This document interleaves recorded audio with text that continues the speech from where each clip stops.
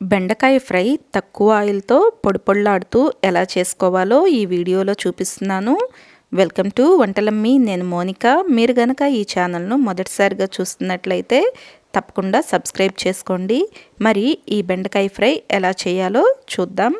దానికోసం ముందుగా stove on చేసుకుని స్టవ్ పై ప్యాన్ పెట్టుకుని ప్యాన్లో 2 స్పూన్లు ఆయిల్ వేసుకోవాలి. ఈ ఆయిల్ కొద్దిగా వేడెక్కిన తర్వాత ఒక 4-5 స్పూన్లు వేరుశనగ గుళ్ళు వేసుకుని ఈ ఆయిల్లో ఫ్రై చేసుకోవాలి.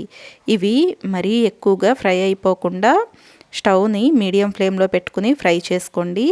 ఇలా ఫ్రై చేసుకున్న వేరుశనగ గుళ్ళు తీసి పక్కన పెట్టేసుకుని ఇదే ప్యాన్లో 1 స్పూన్ ఆవాలు, 1 స్పూన్ జీలకర్ర, కొద్దిగా మినప్పప్పు వేసి అలాగే ఉల్లిపాయలు, పచ్చిమిరపకాయలు కూడా సన్నగా తరిగి వేసుకోవాలి. ఇవి వేగిన తర్వాత కరివేపాకు కూడా వేసుకుని వేయించుకోవాలి. ఇవన్నీ వేగిన తర్వాత మనం ముందుగానే కట్ చేసి పెట్టుకుందామండి బెండకాయలు. ఇవి 1/2 కేజీ వరకు ఉంటాయి. ఈ ముక్కలను కూడా మనం ఈ తాలింపులోకి వేసేసుకుని ఒకసారి కలుపుకుని మూత పెట్టుకుని కుక్ చేసుకోవాలి. మొదట్లో మనం ఒక 3-4 నిమిషాల పాటు స్టవ్ను మీడియం ఫ్లేమ్లో పెట్టుకుని కుక్ చేసుకోవాలి.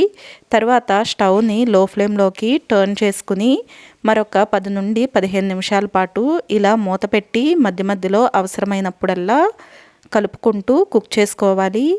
ఒక 15 నిమిషాల తర్వాత మనకు బెండకాయ ముక్కలు మంచిగా కుక్ అవుతాయండి.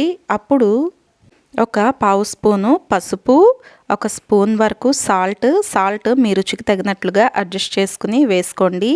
అలాగే కారం 1.5 స్పూన్లు వేసుకుని ఇవి మొత్తం కలిసేలాగా కలుపుకున్న తర్వాత మూత పెట్టేసి స్టవ్ను లో ఫ్లేమ్లోనే ఉంచుకుని ఒక 4-5 నిమిషాల పాటు మధ్య మధ్యలో కలుపుకుంటూ కుక్ చేసుకోవాలి.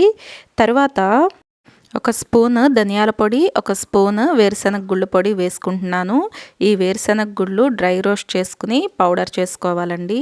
ఇవి వేసుకున్న తర్వాత మూత పెట్టకుండా ఒక 2 నిమిషాల పాటు ఇలా మధ్య మధ్యలో కలుపుకుంటూ స్టవ్ను లో ఫ్లేమ్లోనే ఉంచుకుని కుక్ చేసుకున్న తర్వాత ముందుగానే వేయించి పెట్టుకున్నాం కదా వేరుశనగ గుళ్ళు, ఇవి కూడా యాడ్ చేసేసుకోవాలి. ఈ వేరుశనగ గుళ్ళు యాడ్ చేసిన తర్వాత ఒక 2 నిమిషాల పాటు కుక్ చేసుకుంటే మనకు ఈ బెండకాయ ఫ్రై రెడీ అయిపోతుందండి. ఈ ఫ్రై ఎంతో రుచిగా ఉంటుంది. మీరు కూడా తప్పకుండా ట్రై చేసి మీకు ఎలా అనిపించిందో కమెంట్ సెక్షన్లో కమెంట్ చేయండి. అలాగే ఇలాంటి మరిన్ని రెసిపీస్ కోసం వంటలమ్మి ఛానల్ను సబ్స్క్రైబ్ చేసుకోండి. Thank you for watching.